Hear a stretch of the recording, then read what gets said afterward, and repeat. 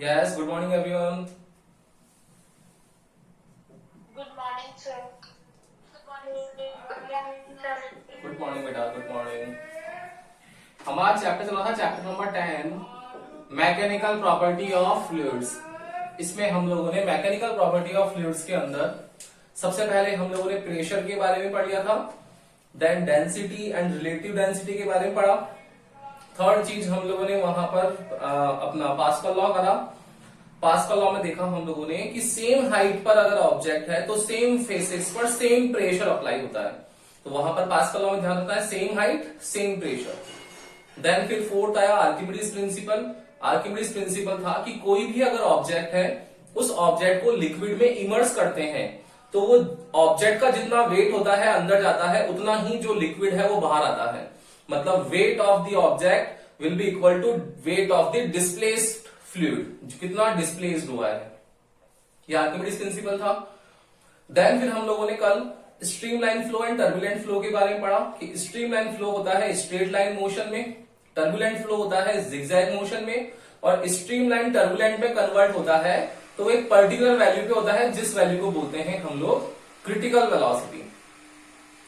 अब इस critical velocity को डिफाइन करने के लिए साइंटिस्ट आया था रेनॉल्ड्स।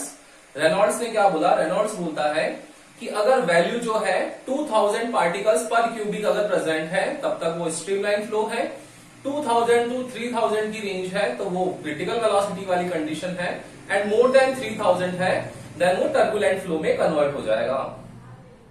क्लियर। इसके बाद फिर हम लोगों ने वेलोसिटी ग्रेडियंट के बारे में पढ़ा। ग्रेडियंट वर्ड के बारे में बताया मैंने आपको कि ग्रेडियंट का मतलब आपको यही समझना है कि ग्रेडियंट है मतलब डिस्टेंस के साथ में किसी भी फिजिकल क्वांटिटी में change, the change in any physical quantity with respect to distance. Clear. इसमें हम लोगों ने देखा था कि वेलोसिटी ग्रेडियंट है मतलब वेलोसिटी में चेंज डिस्टेंस की रिस्पेक्ट में। इससे नेक्स्ट चैप्टर में आएगा टेम्परेचर ग्रेडियंट। क्या होगा, change in temperature with respect to distance. 12th class में आएगा पोटेंशियल ग्रेडियंट, तो क्या लिखेंगे, change in potential with respect to distance. तो ये सारी चीजें जो है ग्रेडियंट की ये आपको समझ में आनी चाहिए कि भाई डिस्टेंस के साथ में किसी फिजिकल क्वांटिटी में चेंज होता है। क्लियर है। उसके बाद आज हम लोग अब स्टार्ट करने वाले हैं, कल विस्कोसिटी के बारे में पढ़ा था। विस्कोसिटी था कि अगर लिक्विड की लेयर्स हैं तो लिक्विड की लेयर्स में उनके बीच में मोशन होता है तो एक दूसरे की पर्सपेक्टिव होता है, इसलिए इसको बोलते हैं रिलेटिव मोशन। तो जो रिलेटिव मोशन होता है उसकी वजह से लिक्विड के जो पार्टिकल्स हैं उनका मोशन रजिस्ट होता है। उसी मोशन फोर्स को जो रजिस्ट कर रहा है उसको विस्कॉस फोर्स बोलते हैं एंड होल कॉन्सेप्ट को विस्कोसिटी बोलते हैं। यहां तक आई थिंक आप लोगों को कोई दिक्कत नहीं होगी, इजी है। अगर कोई दिक्कत है तो बोलो बेटा अभी यहां पर यस और नो, कोई दिक्कत है क्या? No, sir. करें स्टार्ट आगे। आज हम लोग जो मैंने कल बताया था आपको विस्कॉस फोर्स का कॉन्सेप्ट बताया था केवल कि विस्कॉस फोर्स रिलेटिव मोशन को रजिस्ट करता है, लेकिन उसकी वैल्यू क्या होती है वो आज हम लोग फाइंड करने वाले हैं। तो नेक्स्ट आ रहा है आज आप लोगों के पास में वैल्यू ऑफ विस्कॉस फोर्स। और ये जो वैल्यू ऑफ विस्कॉस फोर्स है इस विस्कॉस में F और V लिखा हुआ है, और विस्कॉस फोर्स दो तरीके से निकालते हैं, दो साइंटिस्ट हैं उन्हीं के बेस्ड पर ये फॉर्मूले दिए हुए हैं। तो फर्स्ट आता है Newton's formula for viscosity, and second scientist था यहां पर स्टोक। तो स्टोक्स फॉर्मूला फॉर विस्कोसिटी। दोनों ने ही अपने अपने तरीके से फोर्स की वैल्यू निकाली विस्कॉस फोर्स की। करें स्टार्ट। सबसे पहले हम लोग स्टार्ट करने वाले हैं न्यूटन्स फॉर्मूला फॉर विस्कोसिटी। देखो न्यूटन ने क्या बोला, न्यूटन बोलता है कि अगर आप लोगों के पास में ये लिक्विड है, लेट्स सपोज ये लिक्विड है, ये लिक्विड है, ठीक है, इसमें अगर हम लोग ऑब्जेक्ट को इमर्स करें, सोचो ये ऑब्जेक्ट है, इसका मास है m, ये ऑब्जेक्ट जब नीचे जाएगा तो सोचो जब ऑब्जेक्ट नीचे जाएगा तो ये ऑब्जेक्ट इस लेयर पर फोर्स लगाएगा नहीं लगाएगा? आप लोगों ने देखा है वो सिस्टम जहां पर एयरपोर्ट्स पर या जहां मेट्रो सिटी के रेलवे स्टेशन हैं, एयरपोर्ट्स हैं, वहां पर हम लोग अपने लगेज को रखते हैं और जब लगेज जाता है तो एक ऐसी लेयर टाइप होती है, वो लेयर हटती जाती है और वो स्कैन होता जाता है। देखा होगा आप लोगों ने एयरपोर्ट्स पे या रेलवे स्टेशन पे लगा हुआ होता है। क्या होता है सिस्टम? वही तो है कि ऑब्जेक्ट है, ये जाएगा तो ये लेयर की लिक्विड की जो लेयर्स है उस पर फोर्स लगाएगा, तो लिक्विड की लेयर्स हटती जाएगी, सेपरेट होती जाएगी इस तरीके से, और ये नीचे जाता जाएगा। क्लियर है ना? तो जैसे जैसे हटेगा वैसे वैसे वो ऑब्जेक्ट नीचे जाएगा, तो वापस लिक्विड है वो तो अपनी सरफेस पे आ जाएगा। तो जैसे ही ये जा रहा है तो ये बोलते हैं कि यहां पर जब हटेगा तो इन लेयर्स के बीच में पानी में क्या होगा? हलचल होगी, मतलब मोशन होगा। वही तो हम लोग बात करना चाहते हैं कि रिलेटिव मोशन होगा। तो लिक्विड भी तो एक फोर्स लगाएगा इसको रोकने के लिए, नीचे नहीं जाने देगा, एक लिमिट तक ही तो नीचे जाएगा, मतलब लिक्विड इसके ऊपर फोर्स लगा रहा है रोकने के लिए इसको, तो लिक्विड भी फोर्स लगाता है, उसको बायनेंसी फोर्स बोलते हैं। अब लिक्विड फोर्स लगाएगा मतलब एक रेजिस्टिव फोर्स लग रहा है, नहीं लग रहा है इसके मोशन में? बिल्कुल लग रहा है। वही रेजिस्टिव फोर्स कौन सा होगा? विस्कोस फोर्स, और उसी को बोलेंगे कौन सा? Viscosity concept. तो ये बोलता है कि उस ऑब्जेक्ट पर जो लगने वाला फोर्स है, फर्स्ट आता है यहां पर, according to scientist Newton, the viscous force on the object is directly proportional to the contact area. अब ये कॉन्टैक्ट एरिया क्या है? कॉन्टैक्ट मतलब ये लिक्विड को जो हटाया इसने उससे कितना कॉन्टैक्ट में रहा है, वो कॉन्टैक्ट एरिया। तो क्या आ जाएगा? F V proportional to area, equation first. Second, ये बोलता है कि जो विस्कोस फोर्स है वो डायरेक्टली प्रोपोर्शनल होता है। देखो किसके होगा? आप यहां से यहां तक जाओगे तो इसकी वेलोसिटी स्टार्टिंग में तो चेंज होगी, लेकिन एक पॉइंट पर जाकर के वेलोसिटी कांस्टेंट हो जाएगी। देखा होगा ना आप लोगों ने, स्टोन है, पानी में फेंको तो क्या होगा? शुरू में तो बहुत तेजी से नीचे जाएगा, एक्सेलरेट होगा, देन एक पॉइंट पर जाकर के वो कांस्टेंट वेलोसिटी से नीचे पहुंचेगा। यही तो होता है। तो ये ऑब्जेक्ट है, मान लो स्टोन ही है, नीचे गया तो पहले तो बहुत फास्ट जाएगा, देन उसके बाद उसकी लिक्विड जो है वो फोर्स लगाएगा, उसकी वजह से कांस्टेंट वेलोसिटी जाएगी और एक टाइम पे जाकर के जीरो हो जाएगा। तो बताओ वेलोसिटी में चेंज हुआ क्या? बिल्कुल हुआ। और ये वेलोसिटी में चेंज ऊपर से नीचे मतलब डिस्टेंस के रिस्पेक्ट में हुआ क्या? तो वेलोसिटी में चेंज अगर डिस्टेंस के रिस्पेक्ट में होता है तो कल देखा था उसको वेलोसिटी ग्रेडियंट बोलते हैं। खत्म कहानी। मतलब विस्कोस फोर्स वेलोसिटी ग्रेडियंट के भी डायरेक्टली प्रोपोर्शनल होता है। दोनों इक्वेशन को मिला दो तो therefore from equation first and equation second, viscous force F V is directly proportional to A dV upon dz। Clear? जब प्रोपोर्शनल साइन हटाएंगे तो प्रोपोर्शनल साइन हटाने पर इक्वल साइन आएगा, और इक्वल साइन जो आएगा उससे कांस्टेंट आएगा। ये कांस्टेंट आता है माइनस ईटा।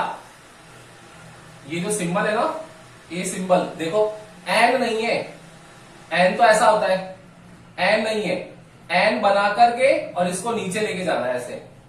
इस सिंबल को बोलते हैं ईटा। ओके, ईटा। ये ईटा आ गया, minus eta A DV by d z. ये विस्कोस फोर्स जो है उसका न्यूटन्स फॉर्मूला आ गया। यहां पर जो ईटा आया है, इस ईटा को बोलते हैं coefficient of friction. Coefficient of friction या कोफिशिएंट ऑफ विस्कोस फोर्स भी बोल सकते हो आप लोग, ऐसा भी लिख सकते हो, coefficient of viscous force. And negative sign क्या इंडिकेट करता है?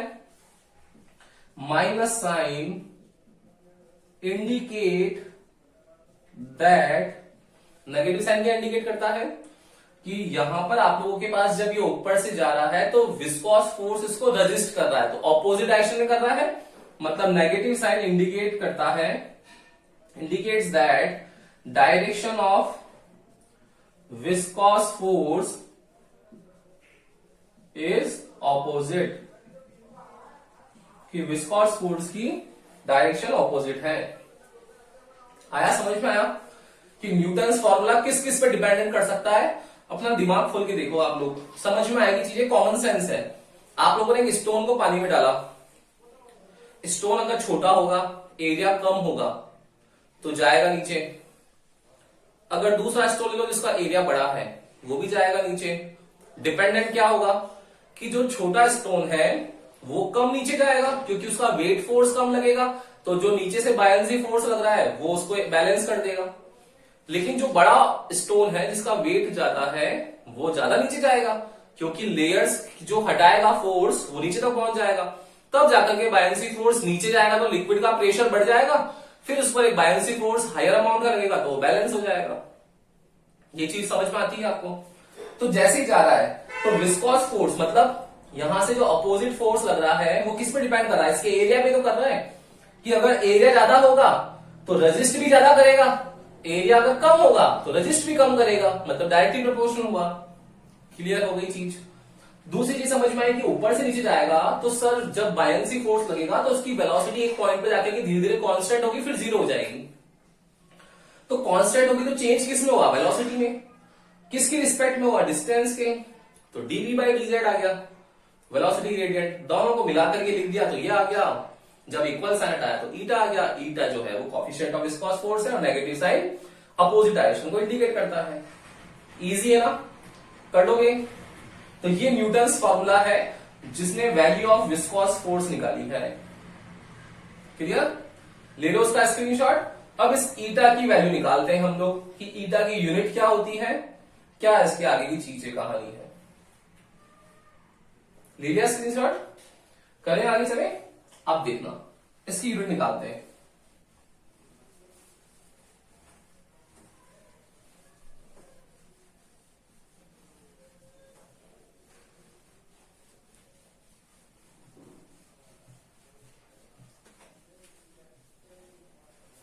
देखो फॉर्मूला क्या है, बिकॉज एफ इक्वल्स टू क्या है? Minus eta A DV by d z. ये फॉर्मूला है। मुझे यहां पर वैल्यू निकालनी है ईटा की। ईटा की वैल्यू कैसे निकलेगी बताओ? यूनिट ऑफ ईटा कैसे निकालते हैं हम लोग? यूनिट निकालनी होती तो जिसकी यूनिट निकालनी होती है उसको लेफ्ट हैंड साइड में, बाकी सब राइट हैंड साइड में। देखो ईटा इक्वल्स टू क्या आएगा बेटा? एफ ओवर नीचे आ जाएगा A DV upon D Z. First में लिखते हैं इसकी एमकेएस में। एमकेएस की यूनिट क्या होगी? ईटा इक्वल्स टू फोर्स की क्या होती है? केजी इंटू मीटर पर सेकेंड स्क्वायर। एरिया किस में होता है?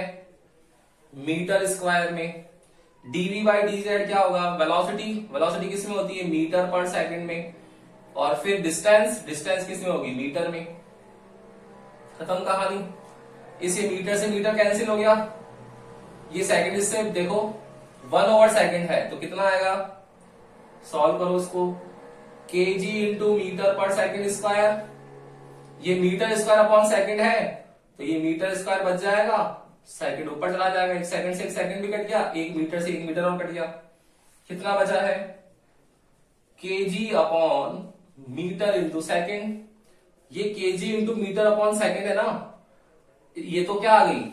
MKS unit. इसको एसआई में कन्वर्ट करें तो एसआई में कन्वर्ट करने के लिए इसको बोलते हैं, क्या लिखा हुआ ये? पॉइजली। POISE UELI, पॉइजली। ये पॉइजली जो है एक साइंटिस्ट था जिसने कोफिशिएंट ऑफ विस्कोसिटी के बारे में डिस्कवरी करी और स्टार्टिंग पॉइंट से लेकर के एंडिंग तक समझाया कि विस्कोसिटी का कोफिशिएंट कैसे फाइंड आउट कर सकते हैं। तो KG upon metre into second ऐसा यूनिट होगी उसकी पॉइजली। क्लियर? अब अगर हम लोगों को सीजीएस लिखनी है, बताओ सीजीएस क्या होगी? सेम फॉर्मूला, यहां ग्राम इंटू सेंटीमीटर पर सेकेंड स्क्वायर, यहां सेंटीमीटर स्क्वायर, यहां सेंटीमीटर पर सेकेंड और ये सेंटीमीटर कट जाएगा पूरा, ये आंसर ये आएगा लास्ट में। तो सीजीएस यूनिट कितनी आएगी? ग्राम अपॉन सेंटीमीटर इंटू सेकेंड। और ये ग्राम अपॉन सेंटीमीटर इंटू सेकेंड जो होता है इसकी ऐसा यूनिट होती है पॉइज, ओनली पॉइज। जैसे था ना फोर्स यूनिट, एमकेएस में ऐसा ही कन्वर्ट होता है न्यूटन और उसमें होता है डाइन। वैसे इसका MKS है पॉइजली, इसके CGS का है पॉइज, तो दोनों में रिलेशन क्या आएगा, लिखा ही हम लोगों ने रिलेशन आगे आगे। 1 newton equal to 10⁵, 1 joule equal to 10⁷ अर्थ, तो इसमें भी लिखेंगे हम लोग। तो क्या रिलेशन होता है, रिलेशन होता है यहां पर कि जो 1 पॉइजली होता है, 1 पॉइजली, वो MKS तो बड़ा होगा, वो इक्वल होता है 10 पॉइज के, 10 पॉइज के, मतलब 10 टाइम्स ग्रेटर देन होगा पॉइज से। अगर पॉइज अगर 1 है तो पॉइजली 10 टाइम्स ज्यादा है उससे। ये रिलेशन हो गया, खत्म कहानी। अब क्या लिखते हैं हम लोग, डायमेंशन। ये डायमेंशन लिख लो, देखो मुझे डायमेंशन लिखनी है तो यूनिट क्या है, एक तो ये है कि ये रही, क्या है ये डायमेंशन, ब्लॉक लेटर्स में MLT लिख दिया, किलोग्राम, M1 मीटर, डिनोमिनेटर में -1, सेकंड -1, तो M1 L-1 T-1 is the dimension. Clear है ना। तो वैल्यू ऑफ विस्कोस फोर्स में हम लोगों ने ईटा जो है उसकी यूनिट निकाली है MKS poiseuille, CGS poise, relation 1 poiseuille equals to 10 poise and dimension is M1 L-1 T-1। Clear. ये आप लोगों का न्यूटन्स फॉर्मूला हो गया, न्यूटन्स फॉर्मूला फॉर विस्कोसिटी। ठीक है ना, ले लो उसका स्क्रीनशॉट, इसका भी।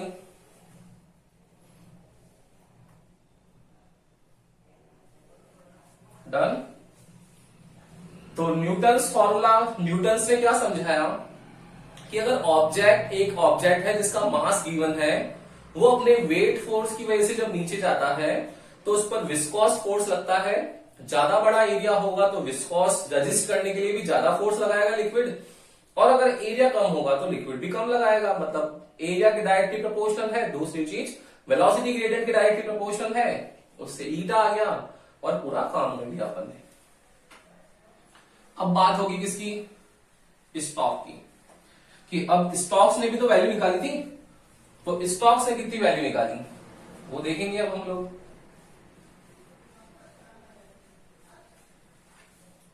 तो वैल्यू ऑफ विस्कोस फोर्स में सेकंड है स्टॉक्स फॉर्मूला। क्या होता है स्टॉक्स फॉर्मूला, वो देखो। स्टॉक्स फॉर्मूला समझने के लिए आप लोगों को सबसे पहले वही डायग्राम समझना पड़ेगा जो हम लोगों ने न्यूटन्स फॉर्मूला में ट्राई किया था। देखो ये एक ऑब्जेक्ट है, इसका मास m गिवन है, तो स्टॉक ने विस्कोस फोर्स की कैलकुलेशन अलग तरीके से करी। आप लोगों ने जो सेकंड चैप्टर में डिपेंडेंसी पढ़ रखी ना, कि डायमेंशन में हम लोग फिजिकल क्वांटिटी की डिपेंडेंसी लिख करके उसकी डायमेंशन लिखते थे, उसी बेसिक कॉन्सेप्ट पर स्टॉक ने अपना फॉर्मूला डिस्कवर किया।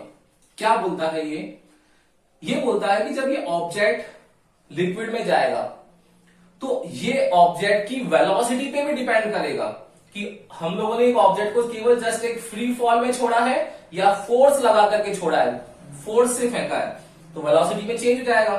तो ये बोलता है कि जो मेरा विस्कोस फोर्स है वो डिपेंड कर रहा है किस पर, उस ऑब्जेक्ट की वेलोसिटी कितनी है, उस ऑब्जेक्ट की वेलोसिटी कितनी है।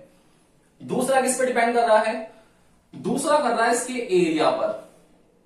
सेम चीज जो उसने बोली, लेकिन ये इस एरिया को स्पेसिफाई कर देता है और एरिया की जगह वो रेडियस लेता है, कि अगर आपके पास सर्कुलर ऑब्जेक्ट है या स्फेरिकल ऑब्जेक्ट है तो उस टाइम पर उसकी रेडियस काउंट करनी पड़ेगी। मतलब ये डिपेंड करता है किस पर, रेडियस पे भी करता है। थर्ड चीज किस पे करता है, थर्ड बोलता है कि यहां से जब ये नीचे जाएगा तो वेलोसिटी में चेंज हो रहा है, तो मैंने वेलोसिटी तो ले लिया, लेकिन कॉफिशिएंट ऑफ विस्कोस फोर्स जो है ईटा, उस पर भी डिपेंड कर रहा है। कैसे कर रहा है, ये बोलता है कि अगर यहां पर डेंसर मटेरियल है आपके पास में, डेंसर लिक्विड है, तो विस्कोस फोर्स लगेगा तो उससे ईटा ज्यादा हो जाएगा। अगर कम डेंसर है तो विस्कोस फोर्स भी कम लगेगा, उससे ईटा की वैल्यू भी कम हो जाएगी, मतलब डायरेक्टली प्रोपोर्शनल है। तो थर्ड चीज इसने ले ली, कौन सी ली है, coefficient of viscous force. Mind में आप लोगों को क्या आएगा कि सर जब डेंसिटी से ले रहा है तो डेंसिटी ले लेता, दिमाग में आना चाहिए ना कि सर डेंसिटी पे जब डिपेंड कर रहा है तो डेंसिटी ले लेनी चाहिए थी, लेकिन डेंसिटी क्यों नहीं ली है? सुनना ध्यान से कि जब डेंसिटी अगर ले लेता यहां पर तो आप लोगों के पास में ये विस्कॉस फोर्स जो है उसकी डिपेंडेंसी नहीं निकलती, फिर तो हम लोग इस ऑब्जेक्ट की डेंसिटी पे डिपेंडेंट हो जाते हैं। क्यों भाई? लिक्विड की अगर डेंसिटी है नो, तो क्या इस ऑब्जेक्ट की डेंसिटी नहीं होगी क्या? बिल्कुल होगी। एक सॉफ्ट ऑब्जेक्ट है, सॉफ्ट बॉल है, उसको इमर्स करो तो उसकी डेंसिटी जो होगी वो डिपेंडेंट होगी, वो अलग होगी। एक वही स्टोन ले लो, उसकी अलग होगी। एक कोई और आयरन ले लो, उसकी अलग होगी। तो उसकी डेंसिटी में भी बात करनी ना। तो बात हम लोग मटेरियल की नहीं कर रहे हैं, नेचर हम लोग लिक्विड का पढ़ रहे हैं, ना कि मटेरियल का। क्लियर है ना? तो डेंसिटी इसलिए नहीं ले रखी क्योंकि लिक्विड के बारे में है, लिक्विड का तो क्या होगा? कोएफिशिएंट ऑफ विस्कॉस फोर्स होगा। अब पता नहीं किस पे डिपेंड कर रहा है कि पावर्स क्या हो सकती है। हो सकता है इनवर्सली प्रोपोर्शनल हो सकता है डायरेक्टली प्रोपोर्शनल हो। तो कैसे करेंगे हम लोग? तो क्या करना चाहिए हम लोगों को? डिपेंडेंसी के लिए पावर ले लेनी चाहिए, पावर ए बी और सी। जैसे फॉर्मूला ड्राइव करते हैं ना हम लोग सेकंड चैप्टर में, सेम काम है। तो इक्वेशन फर्स्ट लेते हैं, इसको क्या लिखेंगे हम लोग? वहां पर क्या करते थे सोचो। सबसे पहले लेते थे on taking left hand side. तो on taking left hand side viscous force F V. Force है तो फोर्स की यूनिट क्या होगी? केजी इंटू मीटर पर सेकेंड स्क्वायर। तो क्या आ जाएगी dimension? m1l1t minus 2। Now on taking RHS क्या होगा? वेलोसिटी। वेलोसिटी किसमें आती है? मीटर पर सेकंड में। क्या आएगा बेटा? m0l1t minus 1। सेकंड क्या है? रेडियस। रेडियस किसमें आएगी? मीटर में। तो m0l1t0। थर्ड क्या है? ईटा। कोएफिशिएंट ऑफ अभी भी देखा था, यूनिट क्या आई थी? Poiseuille kg upon metre into second. तो क्या आ जाएगी डायमेंशन? m1l-1t minus 1। क्या ये वैल्यूज रख देंगे यहां पर? देखना। तो देयरफॉर फ्रॉम इक्वेशन फर्स्ट क्या आएगी value? m1l1t minus 2 equals to, proportional sign चल रहा है, प्रोपोर्शनल चलने दो। वेलोसिटी कितना है? m0l1t minus 1 power a। r की कितनी वैल्यू है? m0l1t0 power b। और ईटा की वैल्यू कितनी है? m1l minus 1t minus 1 power c। ये करते हुए आए हम लोग काम, मल्टीप्लाई कर लो अंदर। क्या आ जाएगा बेटा? m1l1t minus 2। देखो रिवीजन होगा सेकंड चैप्टर का आपका ये। मल्टीप्लाई करो तो m0l-a-t minus a, m0l-b-t0, mc-l minus c t minus c। Multiply कर ले, बेस सेम होता है तो पावर ऐड हो जाती है। तो कितना आएगा इससे? m1l1t माइनस 2 प्रोपोर्शनल होगा m0 तो m power c, l a plus b minus c, a plus b minus c। t कितना होगा? माइनस a 0 माइनस c, तो माइनस a माइनस c। खत्म। क्या करना चाहिए? कंपैरिजन, वैल्यू निकालेंगे। तो क्या जाएगा? ऑन कंपैरिजन क्या आएगी कंपैरिजन की वैल्यू? कि यहां पर आपके पास m और ये देखो, तो c की वैल्यू कितनी आ गई? 1 आ गई। a प्लस बी माइनस सी, इसकी वैल्यू कितनी आ गई? 1 आ गई। और उधर से माइनस a माइनस सी की वैल्यू कितनी आ गई? माइनस 2 आ गई। क्लियर है? हम लोग ऑन कंपैरिजन से वैल्यूज निकाल सकते हैं। देखो c की वैल्यू रखो यहां पर, तो माइनस a, c की जगह माइनस 1 माइनस 2, तो माइनस a ये उधर जाएगा तो माइनस 2 प्लस 1, तो माइनस 1 और जब बच जाएगा माइनस से माइनस कट गया तो a की वैल्यू भी क्या आ गई? 1 आ गई। c की 1 है ही है, ये वैल्यूज यहां रख दो इस इक्वेशन में। तो क्या आएगा? 1 plus B minus 1 equals to 1। 1 से 1 कट गया तो b भी कितना आ गया? 1 आ गया। तो c1, a1 और b1 तीनों आ गए, तीनों रख देंगे इक्वेशन फर्स्ट में। देखो क्या आ जाएगा इससे, क्या वैल्यू आएगी? Therefore from equation first viscous force F V is directly proportional to V to the power 1 r to the power 1 eta the power 1।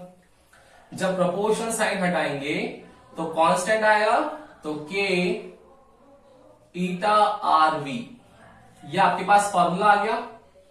Clear है? देखो विस्कॉस फोर्स का फॉर्मूला आ गया।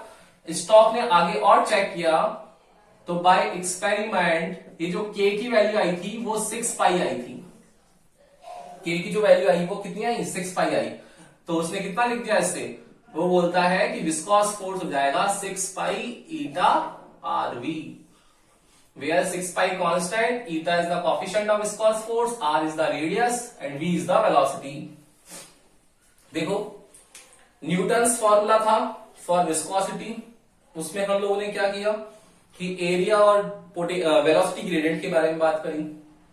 फिर स्टॉक फॉर्मूला आया, तो अब स्टॉक ने क्या किया कि वो बोलता है कि डिपेंडेंसी लिखो भाई सबसे पहले। तो ऑब्जेक्ट के लिए उसने क्या लिखा कि सबसे पहले ऑब्जेक्ट जब नीचे जाएगा तो या तो वो फ्री फॉल में है या फोर्सफुली भेजा है, तो वेलोसिटी पे डिपेंड करना चाहिए। सबसे पहले लिख दिया वेलोसिटी। सेकंड चीज क्या कि उस ऑब्जेक्ट की रेडियस क्या है उस पर डिपेंड करना चाहिए, वो ऑब्जेक्ट की रेडियस देख ली। थर्ड चीज क्या देख ली? ईटा, कि ये जाएगा तो लेयर्स जो होगी वो एक फोर्स लगाएगी विस्कॉस फोर्स, तो उसका कॉफिशिएंट क्या होगा उस पर डिपेंडेंट है।